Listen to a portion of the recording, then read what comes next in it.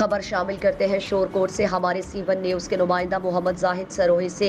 شور کوٹ میں گزشتہ دنوں قتل ہونے والے صحافی محمد یونس نومی کے قتل میں ملوث 3 مرکزی ملزمان کی گرفتاری پر ڈی پی او جنگ نے تھانہ شور کوٹ سٹی میں پریس کانفرنس کی اور ملزمان کی گرفتاری پر پولیس افسران میں تعریفی اسناد تقسیم کی۔ گزشتہ دنوں شور کوٹ سٹی میں قتل ہونے والے سینئر صحافی نمائندہ ایکسپریس نیوز صدر پریس کلب شور کوٹ محمد یونس نومی کے قاتلوں کی گرفتاری پر ڈی پی او جنگ راشد ہدایت نے پریس کانفرنس کی۔ اس موقع پر ڈی پی او جنگ کا کہنا تھا کہ ملزمان کی گرفتاری کے لیے ٹیکنیکل بنیادوں اور آئی ٹی اہلکاروں پر مشتمل مختلف ٹیمیں تشکیل دی، جنہوں نے سورس اور آئی ٹی سسٹم کی نشاندہی سے